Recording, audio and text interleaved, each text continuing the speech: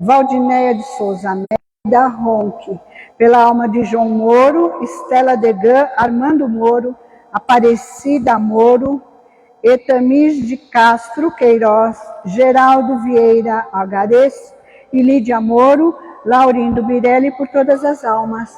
E também pela saúde de José Eduardo Camilo Ferreira. Fiquemos de pé, nós vamos cantar para iniciar a Santa Missa.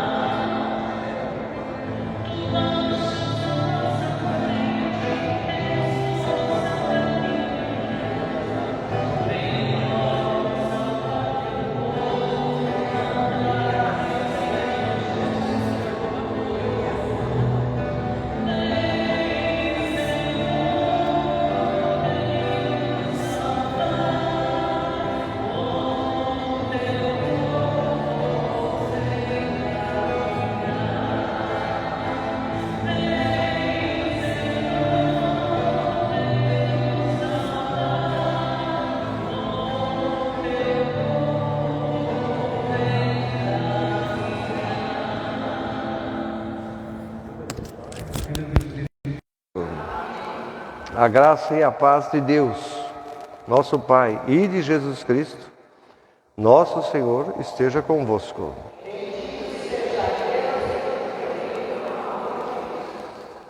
Peçamos o perdão dos nossos pecados e, se possível, também a absolvição, a gente gostaria, a absolvição de todos os nossos pecados para, nesse momento, participar da Eucaristia, participar da mesa da palavra e da mesa do pão.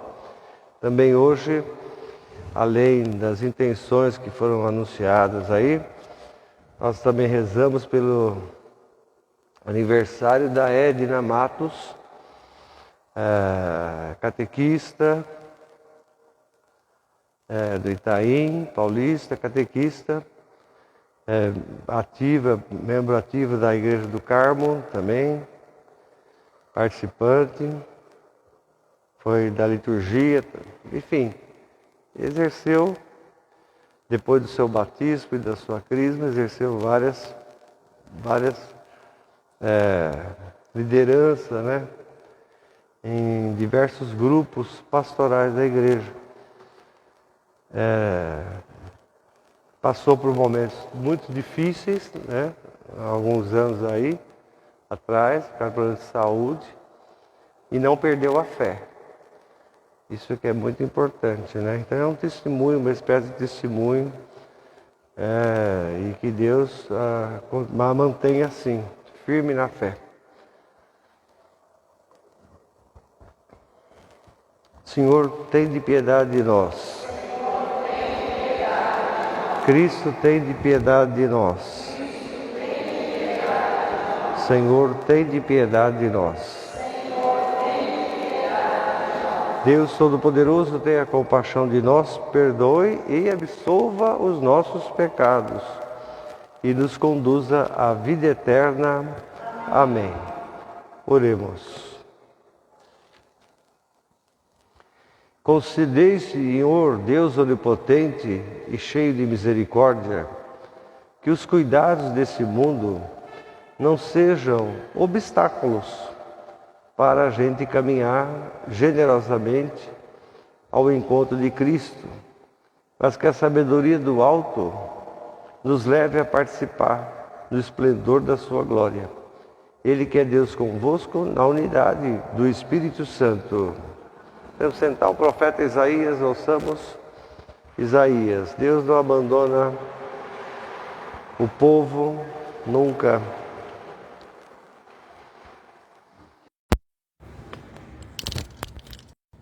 Leitura do livro do profeta Isaías.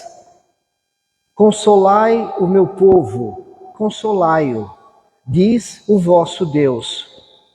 Falai ao coração de Jerusalém e dizei em alta voz que sua servidão acabou e a expiação de suas culpas foi cumprida. Ela recebeu das mãos do Senhor o dobro por todos os seus pecados.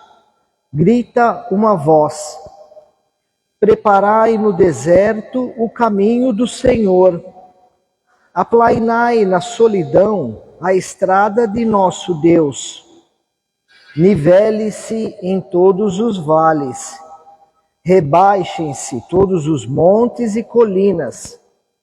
Endireite-se o que é torto. E alisem-se as asperezas. A glória do Senhor então se manifestará, e todos os homens verão juntamente o que a boca do Senhor falou. Sobe a um alto monte, tu, que trazes a boa nova a Sião. Levanta com força a tua voz, tu, que trazes a boa nova a Jerusalém. Ergue a voz, não temas, dizes às cidades de Judá: eis o vosso Deus, eis que o Senhor vem com poder, seu braço tudo domina, eis como ele, sua conquista, eis à sua frente a vitória. Como um pastor, ele apacenta o rebanho, reúne com a força dos braços os cordeiros e carrega-os ao colo. Ele mesmo tange as ovelhas mães. Palavra do Senhor.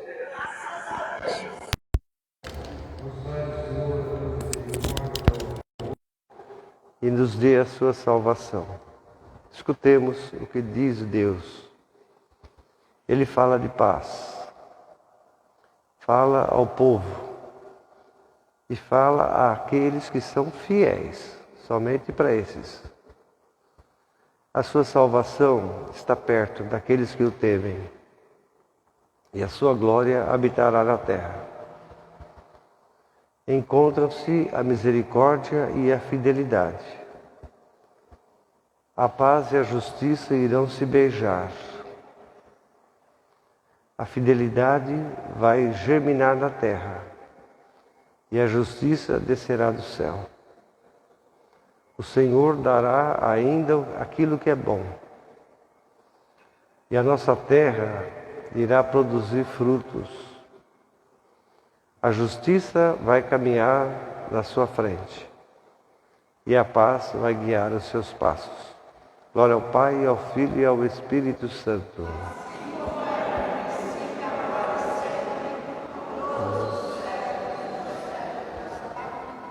Este salmo é o Salmo 85, né, na Bíblia Hebraica, foi nós rezamos no dia do encontro, né, que teve sobre o conflito Palestina e Israel. É um salmo muito bonito, talvez a parte mais bonita seja essa, né? Deus vem ao mundo e a paz e a justiça vão se beijar. Isso é uma coisa muito bonita, né? É o sonho da gente, é o sonho da vida, a justiça e paz se beijando. A palavra é beijar mesmo em hebraico, né? Nós como as religiões são muito moralistas, né? Não gosta de falar muito de beijo, essas coisas de desejo. Então, São Jerônimo traduziu por abraçar, né? O beijar por abraçar. Também é bonito, mas o original mesmo é bem beijo mesmo. Beijo na boca, assim, a paz e a justiça beijando na boca. Mas hoje São Jerônimo não tem culpa também, né? Porque acho que São Jerônimo sabia que nós somos tudo assim meio moralista, meio... Eu não gosto de falar muito de beijo, de desejo, de prazer. Deus tem prazer. Jesus falava que Deus tem prazer, né? Com as parábolas. Ele não gosta muito, porque a gente é muito moralista mesmo, né? O ser humano é muito moralista, é muito fechado. Então é difícil você entender a plenitude mesmo da palavra, né, de Deus. Mas só estou fazendo esse comentário porque esse salmo a gente leu no dia 2, né? Aquele encontro muito bom que teve com o professor lá, Reginaldo Nasser, né? Da PUC. A justiça e a paz vão se beijar. Que dê esse beijo logo, pelo amor de Deus. Vamos lá.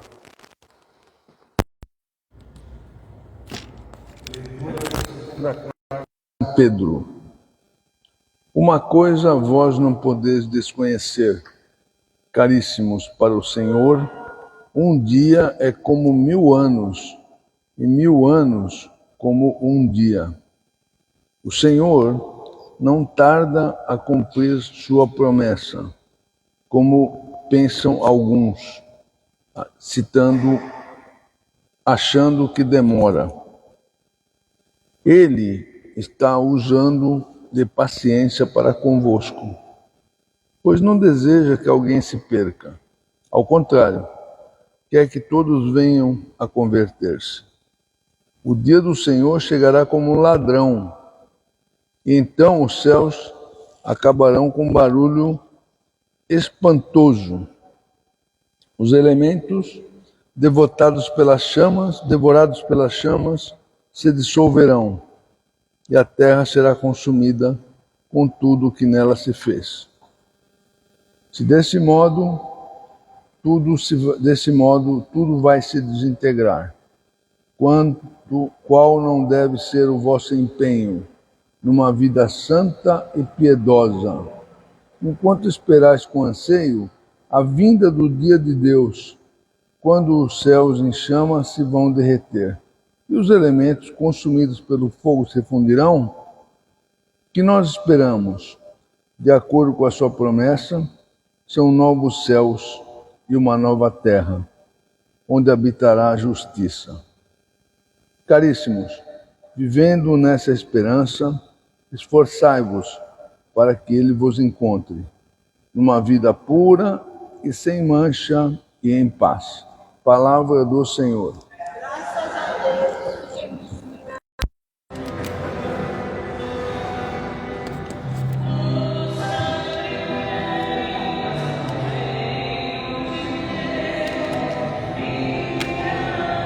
Depois vou fazer assim.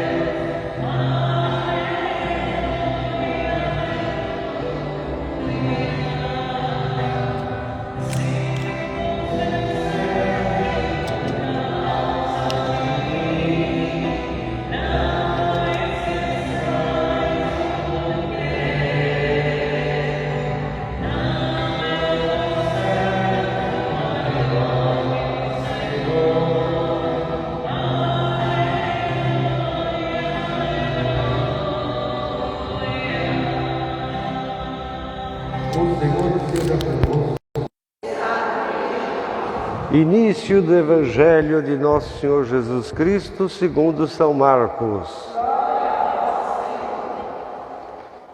Início do Evangelho de Jesus Cristo, o Filho de Deus. Está escrito no profeta Isaías: vou enviar à tua frente o meu mensageiro, que preparará o teu caminho. uma voz clama no deserto: preparai o caminho do Senhor, endireitai as suas veredas, os caminhos retos. Então apareceu João Batista no deserto, a proclamar um batismo de penitência para o perdão dos pecados.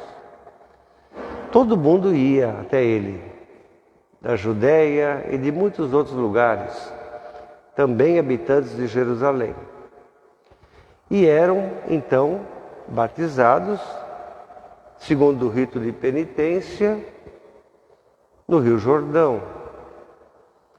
E confessava os seus pecados e pagava a penitência com muitos sofrimentos. E João, ele se vestia assim, com pelo de camelo, com couro na cintura, pedaço de couro na cintura em volta dos rins. Ele se alimentava de gafanhoto e de mel silvestre, mel selvagem. E a pregação dele era essa: vai chegar depois de mim quem é mais forte do que eu, diante do qual eu não sou digno de me inclinar para desatar as correias das suas sandálias. Eu batizo vocês com água, mas ele vai batizar vocês com o Espírito Santo. Palavra da salvação. Podemos sentar um minutinho, vamos tentar fazer uma reflexão nesse segundo domingo do Advento. Hoje meditamos a antífona do Ó. Jesus é a chave, ó claves, em latim, claves, ó claves em latim. Ó chave de Davi, o cetro da casa de Israel, que abris e ninguém fecha, fecha e ninguém abre. Vinde e libertai da prisão o povo, o cativo, que está assentado nas trevas e à sombra da morte. Jesus é a chave. Não é à toa que ele dá a chave, dá uma chave para Pedro, lembra disso? Dá uma chave para Pedro. A chave aí não só representa a igreja, mas também representa o próprio Jesus. Jesus se deu a Pedro, se entregou a Pedro. Não se esqueça na sua caminhada, né? Não se esqueça dele, né? De Jesus. E nós caminhamos então com essa consciência que Jesus é a sabedoria. O profeta Isaías diz uma coisa tão linda, né? O Isaías 40 diz uma frase tão bonita, né? Tão linda, sobre a boca de Deus, né? A pronúncia, o que Deus disse, o que saiu da boca de Deus, né? É Jesus, né?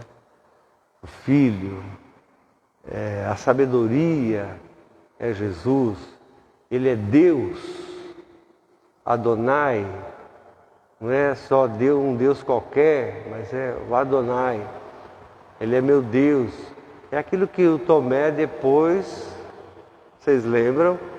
O Tomé, no domingo seguinte à Páscoa, vai, ao se encontrar com Jesus ressuscitado, e Jesus cobra dele para que ele verifique que aquilo não é um fantasma, não é um problema psiquiátrico, não é uma ilusão, não é um delírio, né? E o Tomé, ao botar os dedos, né, os ferimentos de Jesus, ele então diz essa frase: meu Senhor e meu Deus, quer dizer, o Adonai. É uma frase bonita, mas que tem muito mais significado do que a gente pensa, né? Jesus é o Adonai, é Deus verdadeiro, né? Deus verdadeiro. Jesus é a chave. Jesus é o mistério. Quem vem carrega tudo isso, né? Ele é Deus, Ele é Deus. Então a nossa caminhada para o Natal vai acontecendo. É o Natal do menino Deus, né? Nessa caminhada temos companhia com pessoas muito importantes. O menino Jesus, é lógico. Nossa Senhora, a mãe, o profeta João Batista, o anjo Gabriel. Todas essas pessoas caminham com a gente durante essa preparação para o Natal, celebração do Natal. O tempo do Advento é tão importante porque ele nos ensina, não é uma coisa só espiritual, não. É um tempo muito importante porque nos ensina a presença física de Deus. A presença física de Deus na história humana. É todo um pensamento, é toda uma teologia da liturgia na história. Que é muito profundo. É a teologia da liturgia de Deus na história. Porque a liturgia verdadeira é o modo de agir de Deus. Não é os nossos ritualismos. Os nossos ritualismos tentam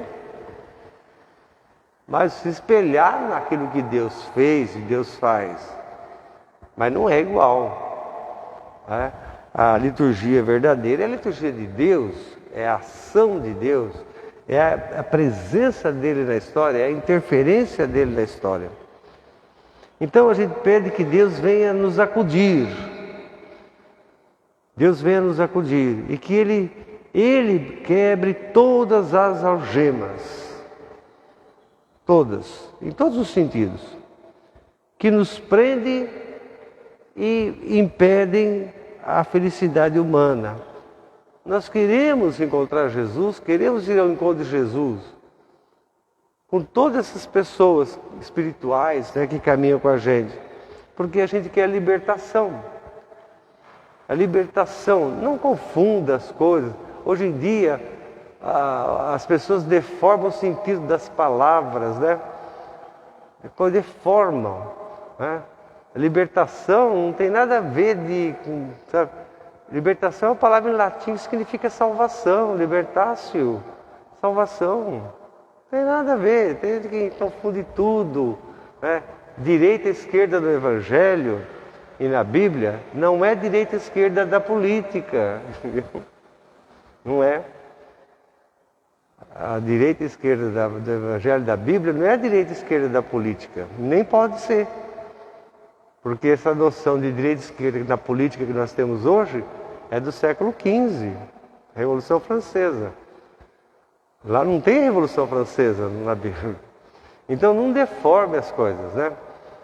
Nós sabemos que o Mateus, quando faz o sermão do fim do mundo, Jesus fala: as ovelhas ficarão à direita e os bodes à esquerda, né? Mas não é por causa da posição política deles. As ovelhas têm muito pelo, né? Muita lã, então elas não podem ficar num lugar fechado para dormir, elas têm que ficar num lugar arejado, que ficava à direita sempre. E do lado esquerdo tinha um lugar coberto, fechado, e aí ele colocava as cabras, os bodes, os cabritos naquele lugar.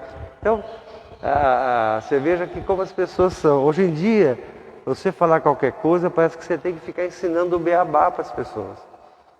Porque a deformação é muito grande, né? Quem não quer salvação? Nós todos queremos a salvação.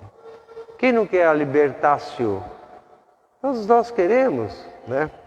Então, não confundir as coisas, né? As antífonas do ó são, portanto, extremamente... No século VIII isso.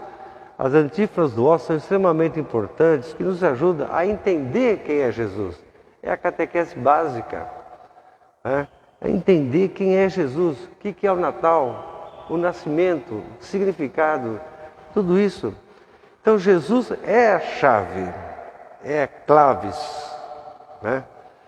Ele tem o poder, Jesus, tem o poder de abrir, diz o texto da antífona, e de fechar. Então que Ele abra a nossa consciência da fé, Não permita que a gente tenha uma espiritualidade fechada, fundamentalista, trancada, depressiva. Essa espiritualidade depressiva é a coisa mais horrorosa do mundo. A espiritualidade cristã não é para deixar a gente deprimido, depressivo, ao contrário, né? É sempre ao contrário. É de que Deus, a gente não se fecha nesse tipo de espiritualidade, né? Mas ao contrário, que a gente se abra a uma espiritualidade profunda do amor de Deus manifestado por nós, para nós. Sejamos abertos, participantes ativos da igreja, da comunidade. Natal com cara emburrada e coração fechado é sinal de que a gente não estamos querendo a presença de Deus, né, perto da gente. Tem gente que consegue ter cara emburrada e coração fechado ao mesmo tempo, mas tem gente que são verdadeiros atores, ganhadores do Oscar, né? Tem gente que por fora é uma coisa, mas o coração por dentro, entendeu? Então está cheio de ganhadores, candidatos a ganhadores do Oscar, né? Por fora é aquela coisa, por dentro o coração fechado, aquela coisa, né? Então, ter cara burrada e coração fechado é sinal que a gente não quer Deus não na nossa vida, enchendo o nosso saco. Não quer Deus na nossa vida, não quer Deus perto da gente. Diz o profeta Isaías: diga em alta voz que a servidão vai acabar, e vai acabar a iniquidade. O Isaías, ele fala dessas palavras, mas ele está lembrando um texto que também não é dele, um texto que é do livro do Êxodo, no capítulo 22, quando Moisés estabelece uma espécie de código penal, né? Vai refazendo o código penal. E Moisés diz lá: todos os mercenários, pessoas que só pensam em dinheiro, né? Todos os mercenários e ladrões da fé terão sua prisão decretada, porque violaram as leis religiosas com o objetivo de escravizar o povo. Então, todas aquelas pessoas que têm um papel religioso na sociedade, se pisar na bola, tem que ir para a cadeia mesmo. Tem que ser excluído mesmo. Tem que ter a prisão decretada. Então, quando Isaías fala a iniquidade vai acabar, porque o Isaías já lê de outro jeito. Isaías diz assim: isso é uma iniquidade, né? Você abusar, usar a fé para ganhar dinheiro em cima dos pobres. Isso é uma iniquidade, né? Para Isaías. Então, ele lembra um pouco esse texto de Êxodo, capítulo 22. O caminho, o Natal é o caminho. O Natal é o caminho da nova esperança. É o Êxodo, é o novo Êxodo. Caminhamos até a manjedoura, caminhamos até Belém, né? Deus irá conduzir o seu povo. Mas imbatível é o Evangelho de Marcos. Imbatível. Por mais bonito que seja o Antigo Testamento, imbatível mesmo é o Evangelho de Marcos. Que foi o primeiro a escrever um texto, né, chamado Evangelho sobre Jesus. Marcos foi batizado por São Pedro, e é Pedro que faz a catequese, né, a preparação, acompanha, né, Marcos na sua fase de infantil, de adolescente, adulta. É Pedro que transmite a catequese. E parece que deu certo. Marcos começa o evangelho dele assim: início do evangelho de Jesus Cristo, Filho de Deus. Ponto. Então ele pretende falar do início.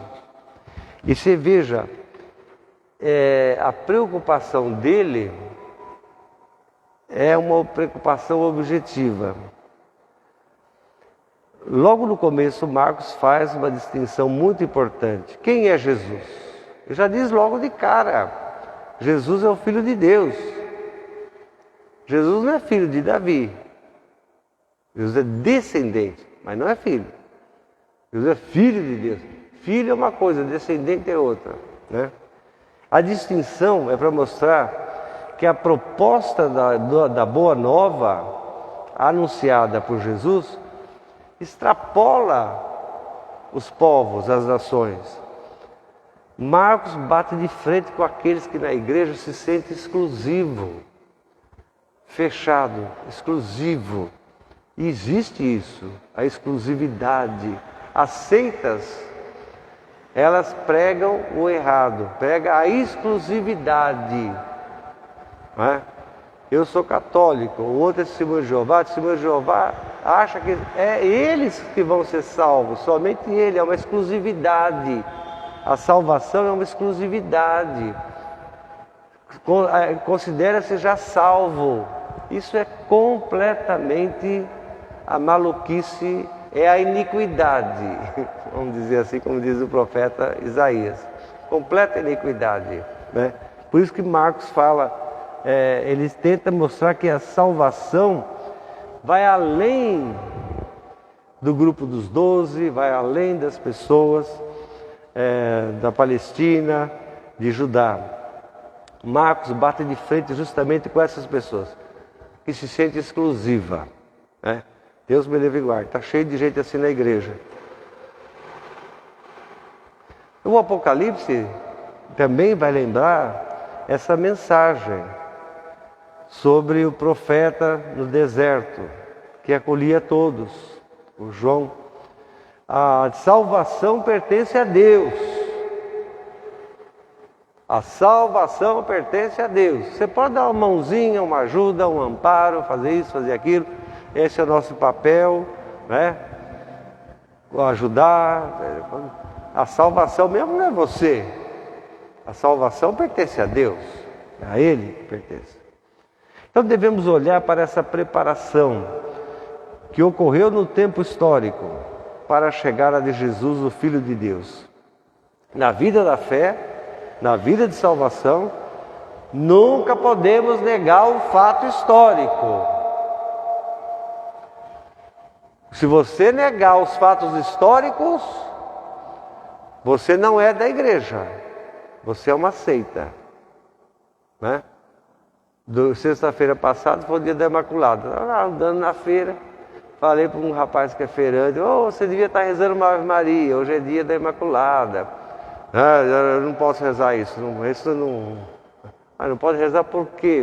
Não pode, porque ela não é nada, Maria não é nada, Nossa Senhora não é nada. Como não é nada? Não é nada. Falei: mas meu filho, você não é católico, mas como é que você pode negar que Maria deu à luz a Jesus?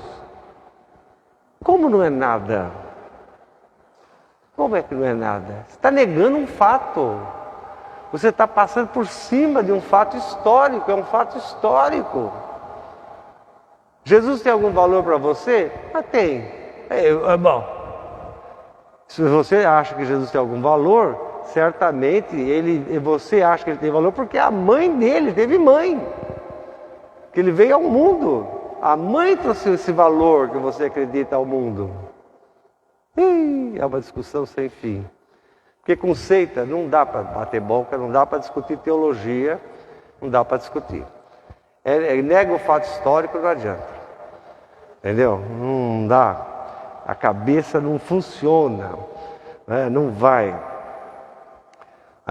Então, na vida da fé, ensina o Evangelho de Marcos, não podemos negar os fatos históricos. Não podemos negar. Bom, a referência dos profetas do Antigo Testamento, inspirado neles, mostra que a palavra profética fez vir ao mundo João Batista.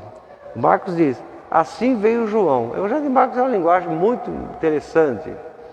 É profunda, concisa, é histórica, é uma coisa que pega mesmo os pontos principais.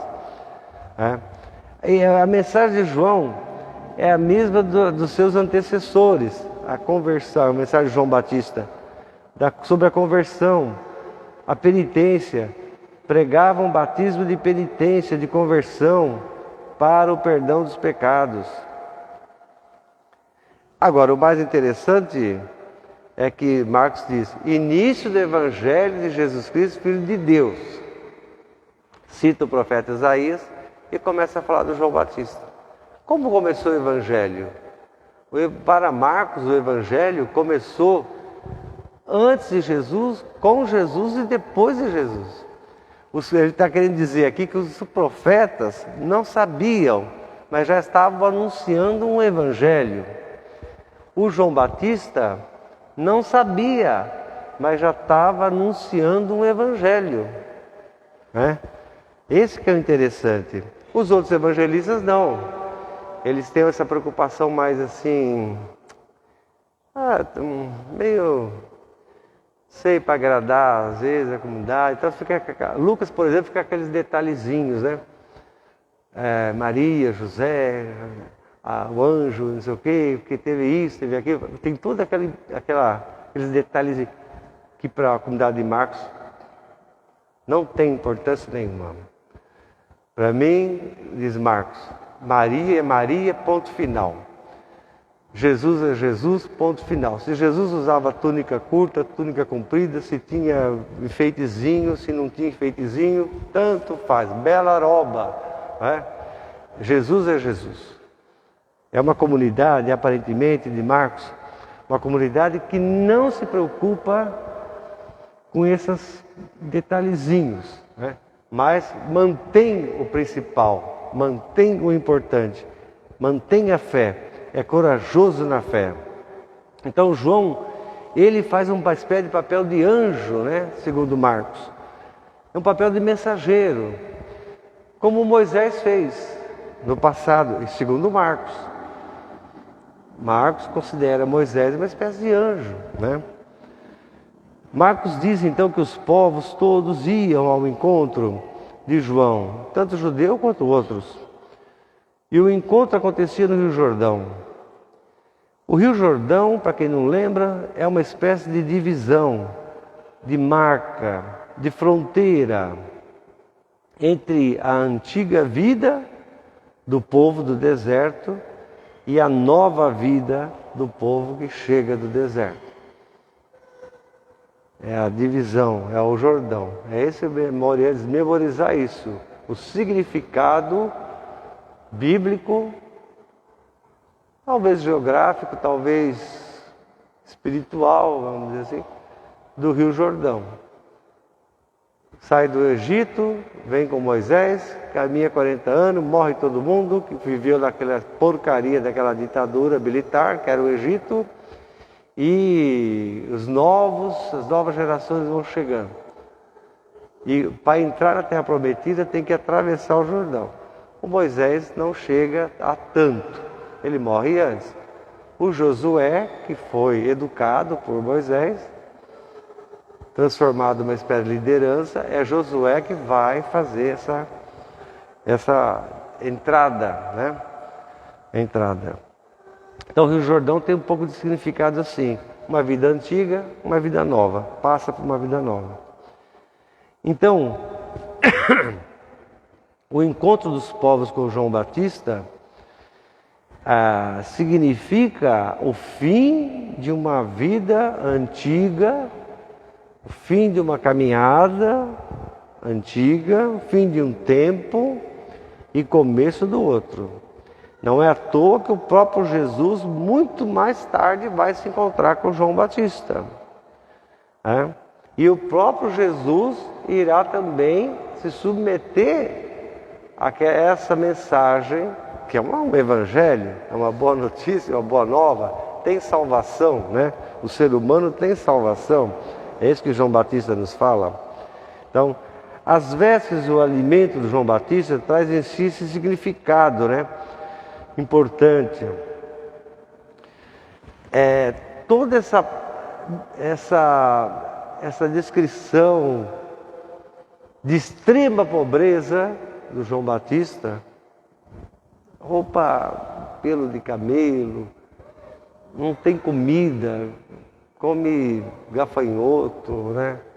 Mel, é uma vida de extrema pobreza isso daí, ou escolhida por ele. Nós sabemos que o João Batista, quando morre a Isabel, o Zacarias, o João Batista fez como os profetas do Antigo Testamento, tinha todo o patrimônio, tinha casa, tinha tudo, ele vende tudo e dá para os pobres e vai viver no deserto, é uma escolha que ele faz. Uma vida de extrema pobreza, né? De simplicidade absoluta. E ele opta por essa tipo de vida, essa espiritualidade no deserto, né? Onde os pobres viviam, onde os excluídos viviam, onde as pessoas que não tinham saúde eram abandonadas para morrer. Era ali, ele escolhe viver com essa gente, com essas pessoas. Mas ele fala uma coisa estranha: eu não sou o mais importante, eu não sou o protagonista da salvação. Esse protagonismo, o mais importante não sou eu, é Jesus, o Cordeiro de Deus. Ele chama Jesus de Cordeiro, Cordeiro de Deus, porque é aquele que vai oferecer a sua vida para o perdão dos pecados e a salvação das pessoas. Então o João Batista tem essa espiritualidade radical, forte, que procura atingir as pessoas afastadas da sociedade, afastadas do templo. Ele tem essa missão. Ele é uma pessoa que procura atingir esse público. Ele não quer falar com o judeu praticante. Ele não quer falar com pessoas que praticam a religião. Ele quer falar com aqueles que estão afastados, com aqueles que estão excluídos pela família, pela religião, pela sociedade, por várias causas. Ele tem essa missão. Por isso que a Igreja Católica, nesse domingo e no próximo, procura fazer, nesse espírito mesmo, procura fazer o que a Igreja chama de campanha da evangelização. É a campanha da evangelização. Porque a generosidade do João Batista, que era um homem inteligente, um homem culto, né? A generosidade de João Batista é a mesma generosidade de Jesus. João Batista, ele é uma nova criatura, conforme a expressão usada por Paulo.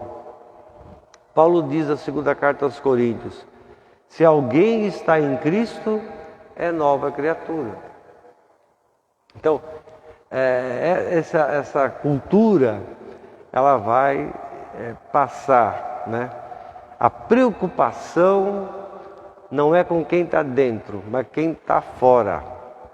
A preocupação não é quem já está, mas com quem não está. Esse é o papel, o grande papel do João Batista. E que a igreja, compreendendo essa espiritualidade muito forte, nos fala sobre isso. A nossa vocação como igreja é evangelizar, é apoiar os grupos que evangelizam, é apoiar as comunidades mais distantes do Brasil, porque a Igreja Católica não é São Paulo e Rio de Janeiro, viu? A Igreja Católica não é São Paulo e Rio de Janeiro. A Igreja Católica você tem que conhecer o Brasil de verdade, precisa saber. Aqui você tem todas as comunidades de uma cidade. Você pega o metrô, vem para a missa, vai para cá, tem um mercado do lado, tem um mercado ali, tem um shopping aqui dentro. Você tem todas as comunidades. A gente não é o espelho da igreja. Mas vá em Rondônia, vá no meio da floresta amazônica, onde não existe comunidade, não existem essas comodidades que a gente tem, essas facilidades que a gente tem. Vá ver. Vá visitar uma comunidade em Rondônia lá, em que a missa é de 2 em 2 anos. O padre só pode ir de 2 em 2 anos. Como é que aquela comunidade se mantém? É o esforço das pessoas. Esforço dos leigos, catequistas, ministros extraordinários, leigos, essas pessoas. Aí é a igreja. Então nós temos essa missão de ter essa consciência de que a gente pode ajudar essa gente, pode ajudar essas pessoas que mantêm a igreja viva, né? A igreja viva, né? Então é através dessa ação da igreja que a igreja se apresenta, que o evangelho é apresentado, né, aos povos. Se você for numa paróquia indígena, você não vai entender nada, você vai achar uma coisa esquisita. Se for numa missa na África, em alguma aldeia africana, você vai ficar... Porque a gente é tão cheio de preconceito na nossa cabeça, nós temos preconceito. A gente fala que não, mas a gente tem. A gente tem preconceito com índio, com negro, com culturas, a gente fala que não. Eu também achava que não tinha, mas quando eu fui numa paróquia indígena, eu fiquei assim... Nossa, isso é católico? Eu ficava... Sabe aquelas coisas? Você tem preconceito, a gente tem preconceito. Então, a gente tem que colaborar, ajudar, manter, dar testemunho. A nossa ação na cidade vale, a ação evangelizadora vale, mas nas pequenas comunidades afastadas, a ação evangelizadora deles também tem valor, também tem um empenho, também tem uma dedicação. E então essa campanha que a igreja faz, que é hoje e domingo que vem, quem esqueceu hoje pode trazer domingo que vem a sua ajuda, é um convite e um apelo para isso, para que todo mundo colabore, ajude. Tem que ajudar mesmo com dinheiro. Você está pensando o quê? Vai na paróquia de Ji-Paraná, no Rondônia, aquele carro que o padre tem para poder ir nas missas, né?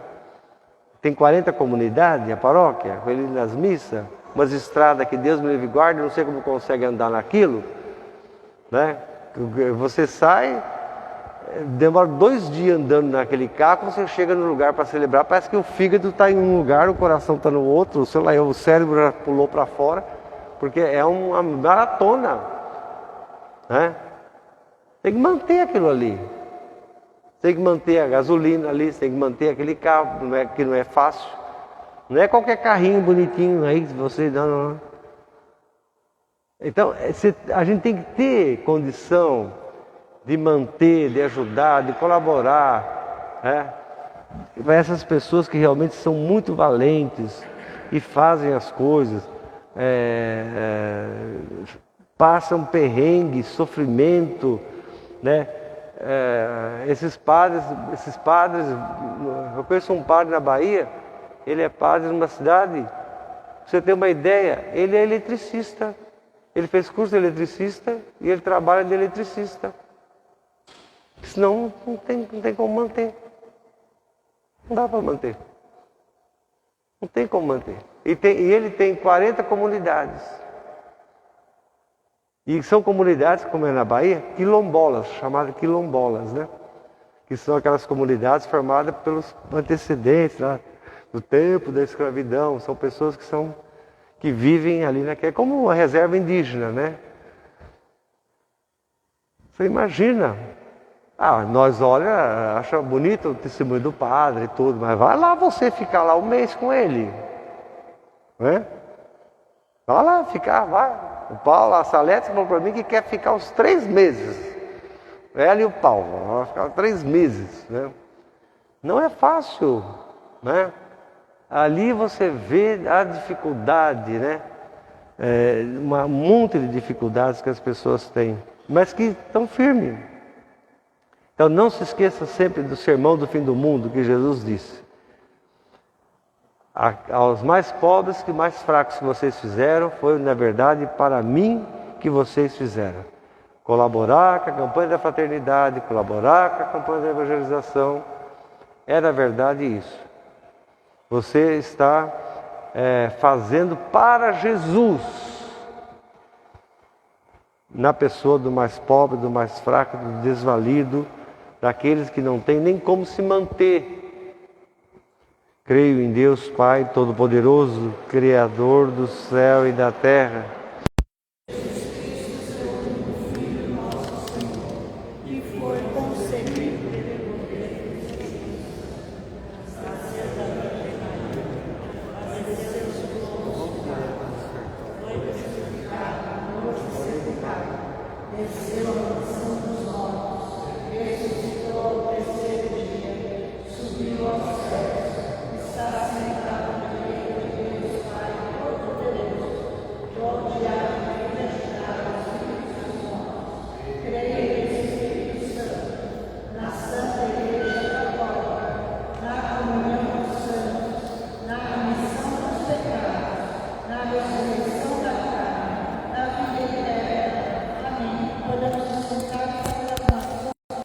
Bendito seja o Senhor Deus do Universo pelo pão, fruto da terra, trabalho do homem que agora te apresentamos, que vai se tornar para nós o pão da vida. Bendito seja Deus para sempre. Bendito seja o Senhor Deus do Universo pelo vinho, fruto da videira e trabalho do homem, que agora te apresentamos e que vai se tornar para nós o vinho da salvação. Bendito seja Deus para sempre. Coração contrito e humilde, sejamos, Senhor, acolhidos por vós, seja o nosso sacrifício. De tal modo oferecido, Senhor, nosso Deus. Deus ama os pobres. Quê?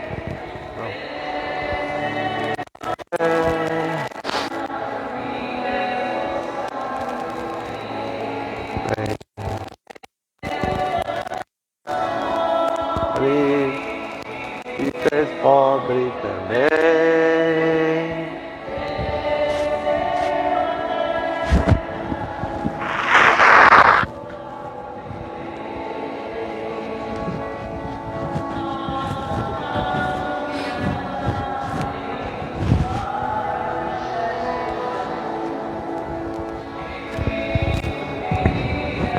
Jesus.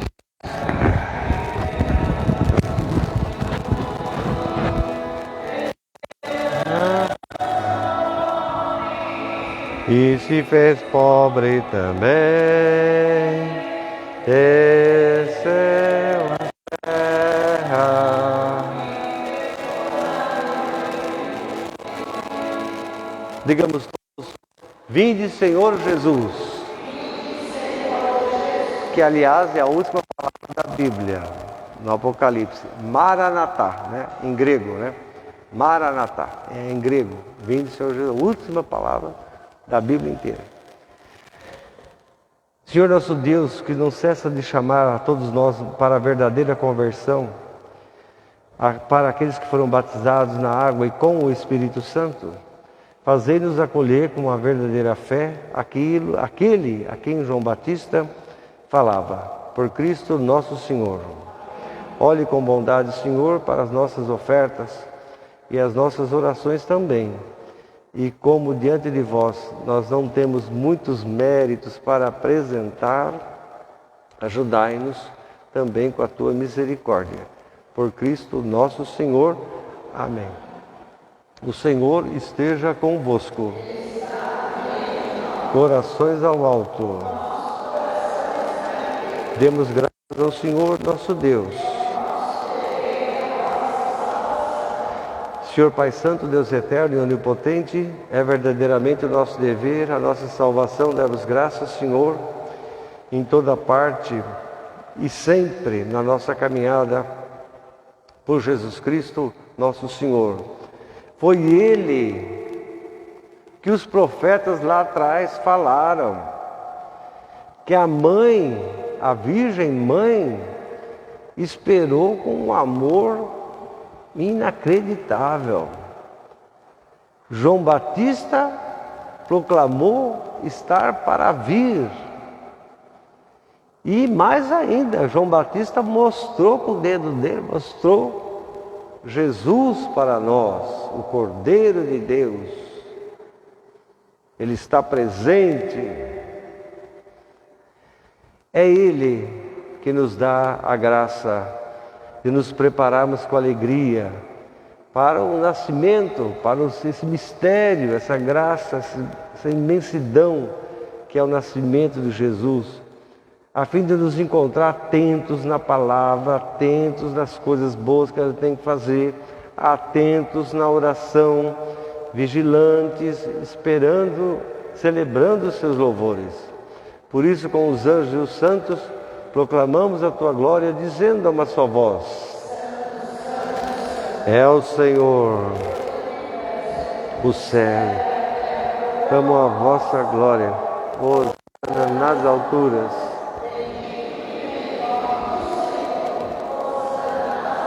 Vós, Senhor, sois verdadeiramente santos, sois a fonte de toda santidade.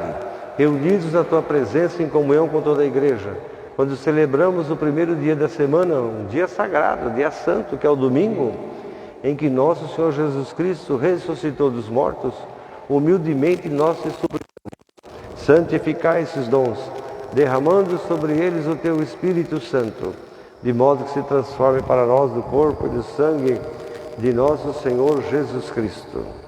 Na hora em que ele se entregava para, por vontade própria, voluntariamente sofrer a morte de cruz, ele tomou o pão e deu graças, partiu o pão e deu a seus discípulos, dizendo: tomai todos e comei, isso é meu corpo, que será entregue por vós.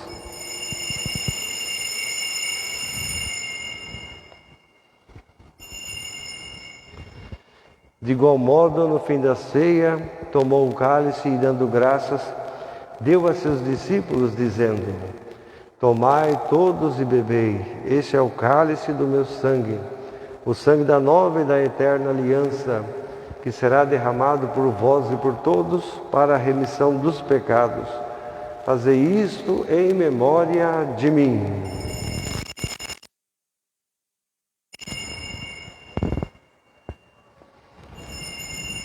Mistério da fé. E proclamamos a vossa ressurreição.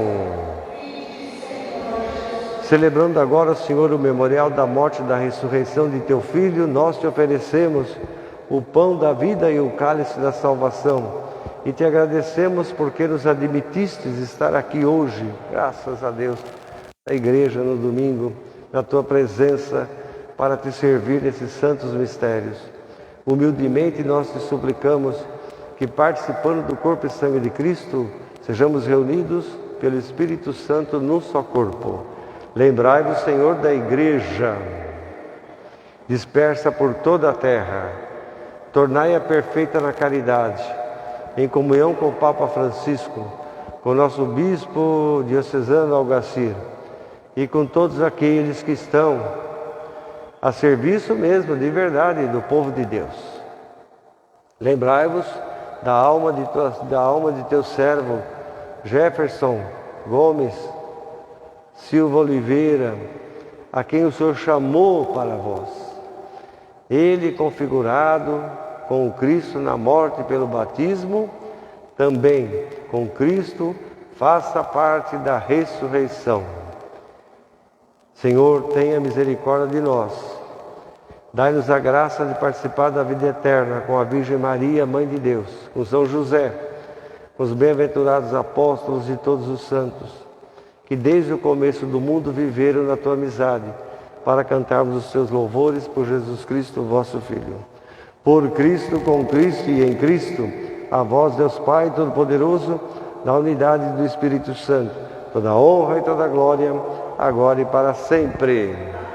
Já falamos no início, rezar agradecer a Deus pelo aniversário da Edna, de muitos anos, e também vamos pedir pela essa melhora do Ademir Gomes Clementino. É a da Dona Nair.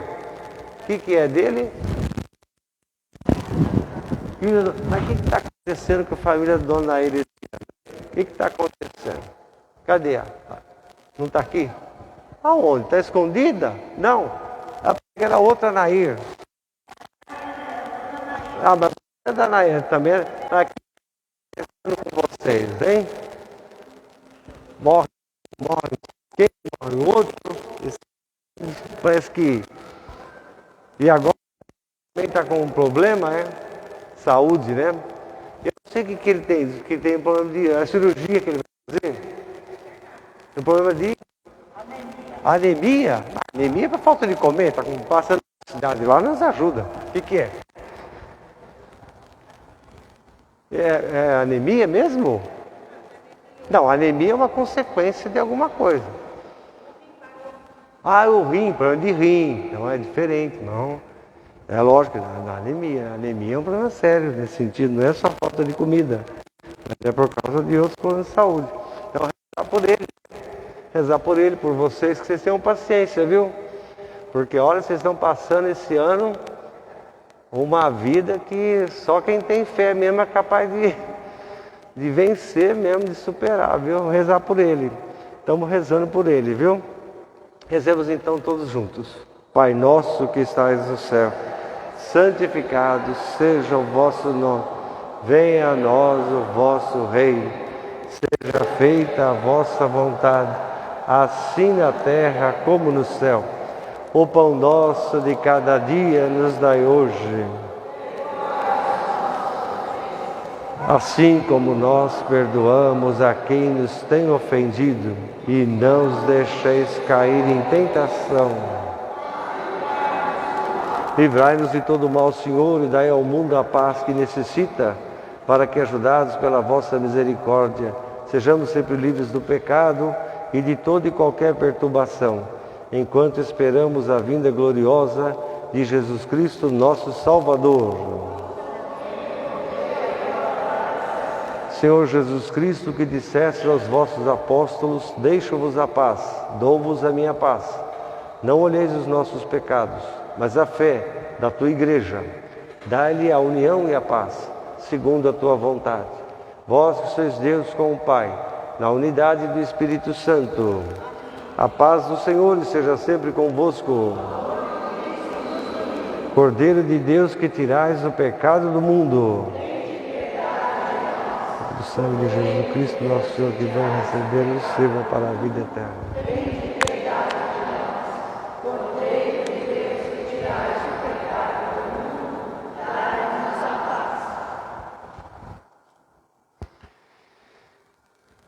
Felizes os convidados para a ceia do Senhor, eis o Cordeiro de Deus que tira o pecado do mundo. Que entreis em minha morada, mas dizei uma só palavra. Corpo e sangue de Cristo nos guarde para a vida eterna.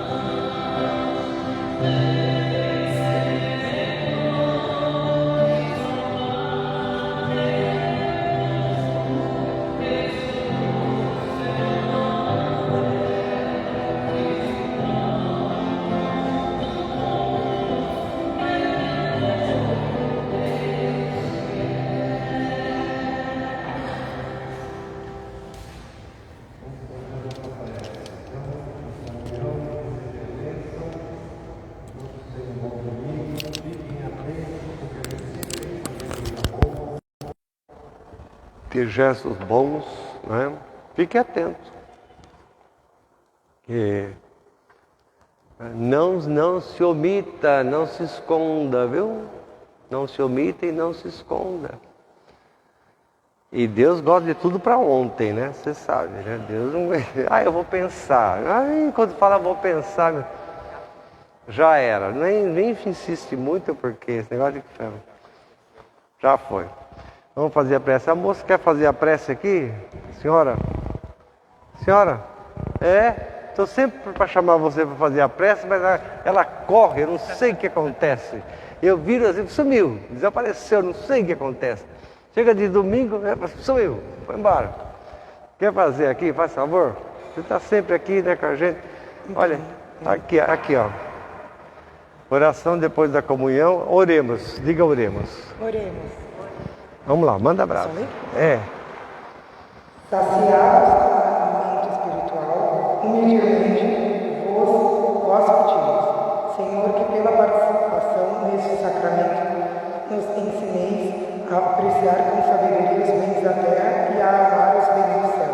Por nosso Senhor Jesus Cristo, vosso Filho, que convosco vive e reina, na unidade do Espírito Santo. Amém. Amém. Pronto. Doeu alguma coisa? Não, né? Obrigado, viu? Estou sempre para chamar ela, que eu sempre vejo ela. E quando eu... Sumiu, desapareceu. É assim.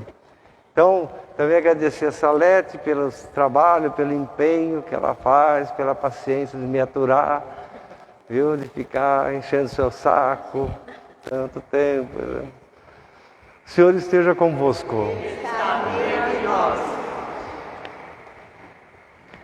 O Senhor vos abençoe e proteja a todos. O Senhor faça brilhar sobre vocês o seu rosto e acompanhe vocês com a sua misericórdia.